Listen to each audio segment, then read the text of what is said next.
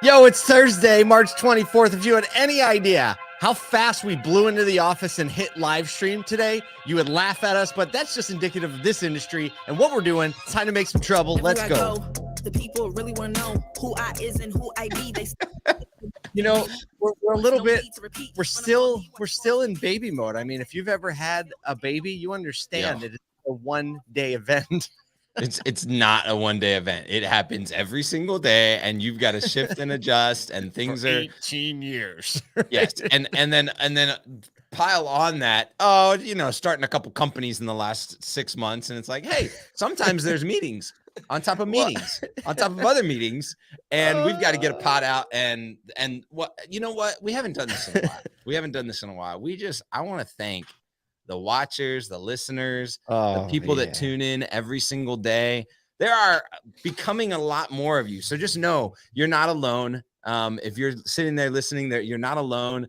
But we want to thank you, because here's the thing. We love hanging out, doing this together. We would probably do this anyway, but we love getting to share the mornings or share with the afternoon, the drive home, whatever it is that you listen to this podcast. And it's great to feel that community feeding back. We get, the messages, the LinkedIn messages, the text messages, the stuff in the thread as the show goes. And it's just really encouraging to be a part of that community. And so that's why we roll in and sit down on our seat and a minute later press play.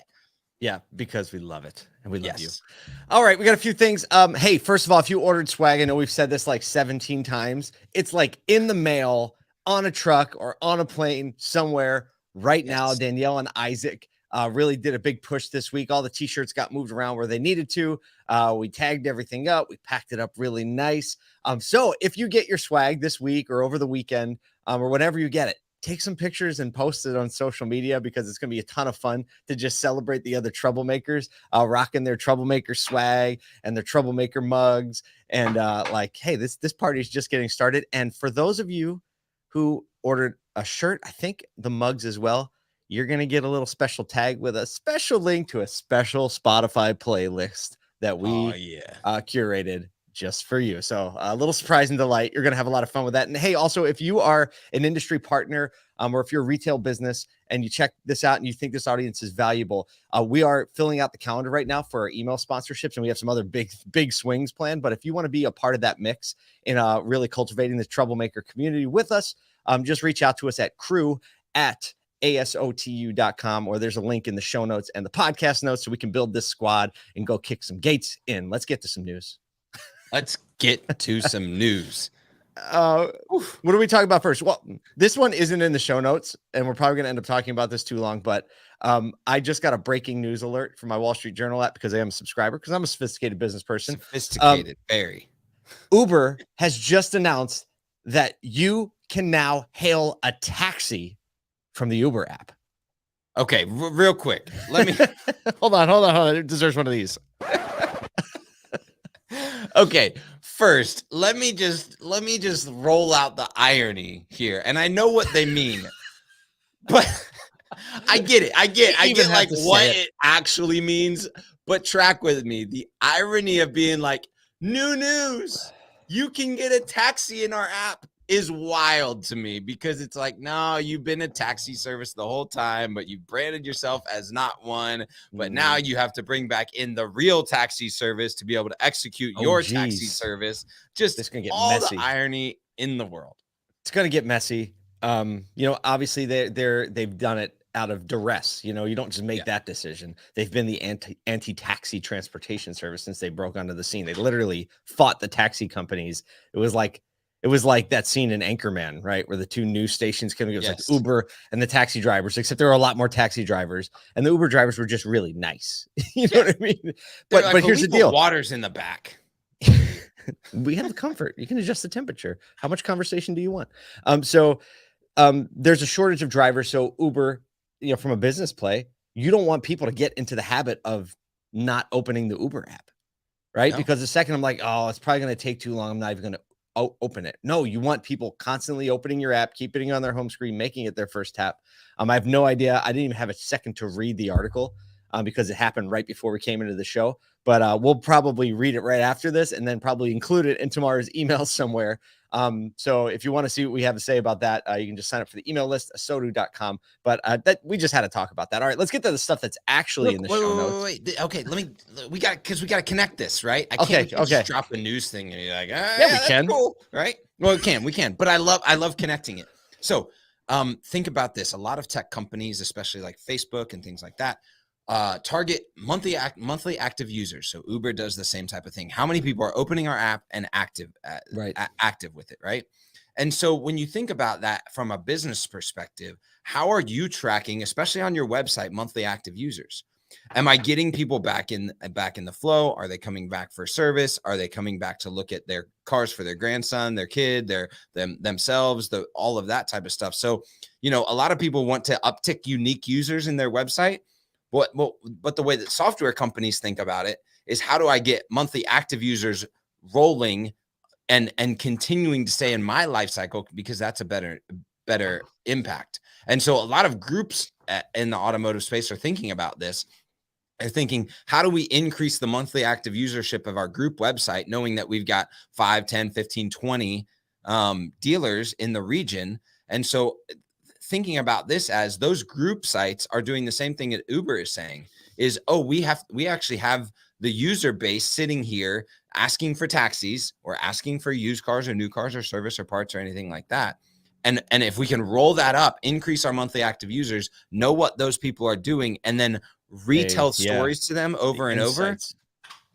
That's the real flywheel of customer retention, especially as it comes to these, as groups are consolidating in the automotive space on the retail side.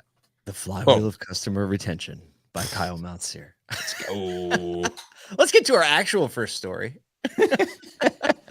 Okay, so basically this is from a Ward's Auto article. It's a summary of Thomas King, the JD Powers President of Data Analytics and Chief Product Officer. It's a talk that he gave just a week or so ago about what they see with their data and their insights and what is going to happen with inventory in the future. Very interesting piece, very interesting article. We have a number of points here. So here's some bullets.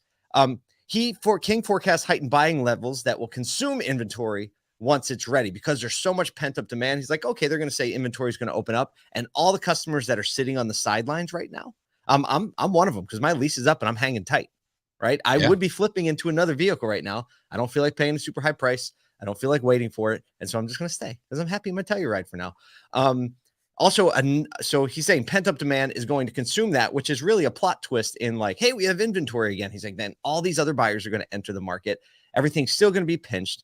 A couple of interesting data points: that above MSRP sales were 65% of transactions this year versus 15% last year. So that means 65% of people are paying over MSRP, when a year ago it was only 15%. Yeah. So I mean, that means I was having a conversation with someone. Yeah, I was having a conversation with someone. Our industry is super unique in that we have MSRPs. Yeah. Right. Like milk doesn't have an MSRP. The price just goes up. It's market rate. Yeah. But it can also double in price. Exactly. Yeah, we don't go from 60 to 120 overnight in automotive. Welcome to some things, right? Do like manufacturer suggested retail price on but usually that's a discounter's ploy, right? Yes. Usually an MSRP is a discounter's ploy. They put that price on there to kind of like validate a higher value when they know they're going to sell it for 30% less, right? It's a mind game. It's how JCPenney did so well, right? It was a discount business plan.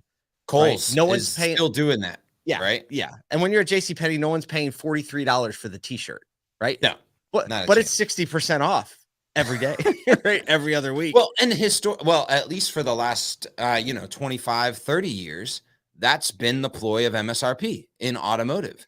Yeah. And if you think the reason why MSRP exists, the reason why the Monroney label exists is because we actually had this any price goes. And so regulators said, no, we're going to set whatever the suggested retail price is and operate off of that, plus or minus, right? Mm-hmm. Mm-hmm. And then what it became was a discounter's ploy. So it was, hey, that's the MSRP. We're X amount lower because of rebates or discounts or whatever it may be. And now it's become something that people are looking at going, wait a second, MSRP's over here, but you're charging over here. We talked about the whole markup things, the markups.org or org, whatever it was. So very, an interesting piece that automotive struggling with that a lot of other manufacturers or retail businesses aren't, because they don't have that standard, right? Yeah. No, it's a real challenge, and it's going to be something. I mean, it'll be interesting to see. We're going to study this for years, right? And the effects of it and what it actually did. A couple other data points. The average vehicle transaction price is $44,000 this year, compared with $34,300 last year. That's a huge increase. We're 20 to 25% more expensive on average for really the same vehicles. Here's the flip side, right? Trade-in values are up to $9,380 last year versus $4,200 2 to 3 years ago. So, I mean, trade-ins are value. So, a lot of people are saying like the equity position is not changing that much. Dude, how many phone calls and texts are you getting from friends being like, what should I do with my car? All day. 100. All the time. All day, every day. People are like, hey, my lease is up. What should I do? It's like, are you happy in the car? Yeah. Then stay in the car. Right? Stay in the car. Well, I can get more than I can make some money on it. It's like, no, you're going to end up behind. Right? Because the new car price is just going to be that much more. Final data point. Another thing you pointed to is that lease turn-ins, right? Usually a huge source of used car inventory. This next year, we're looking at 500,000 versus 1 million the year prior. Right. So there's another 500,000 vehicles that aren't going to be pumped into the used car market, which is going to generate more pressure on the new car market, which is, again, going to suck up that inventory when it happens. So check out the whole article. Is very interesting, but make sure you check it out.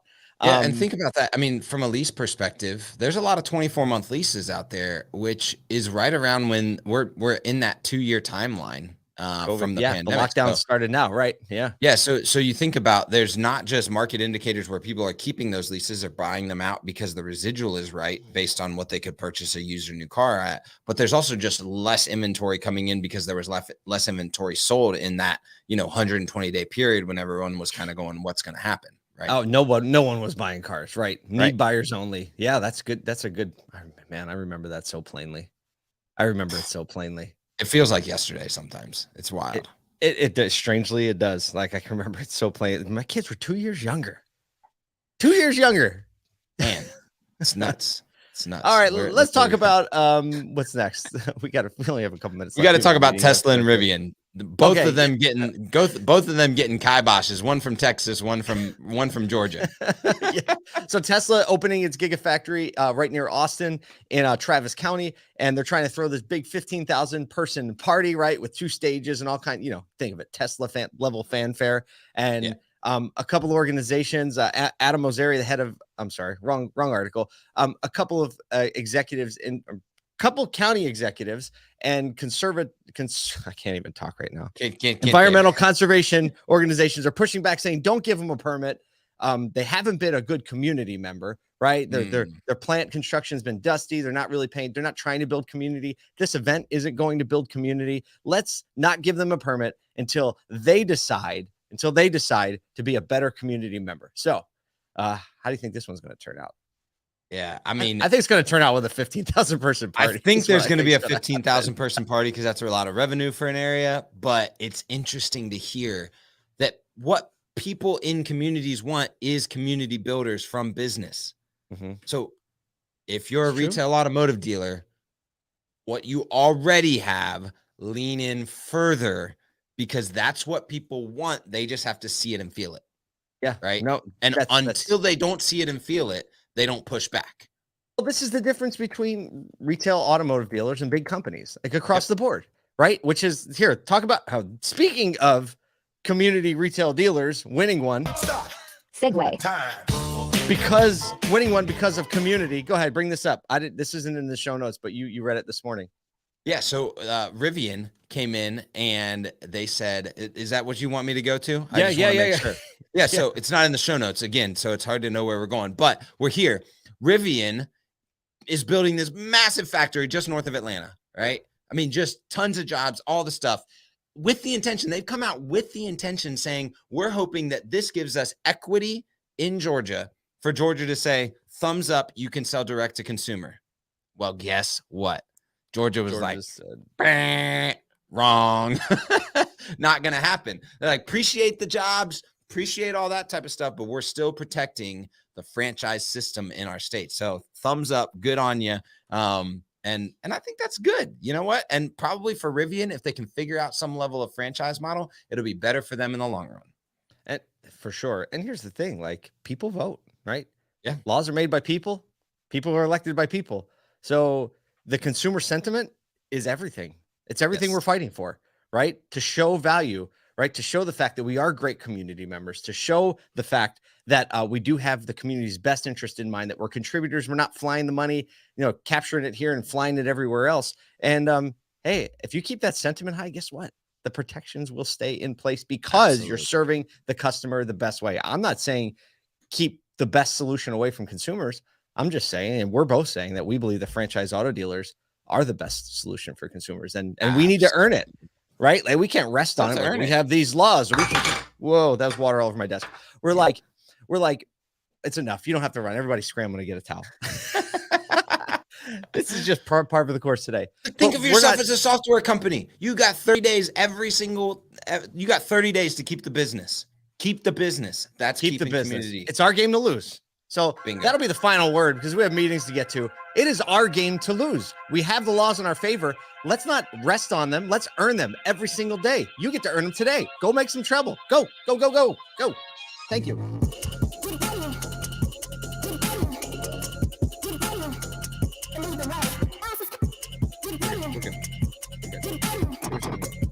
Okay.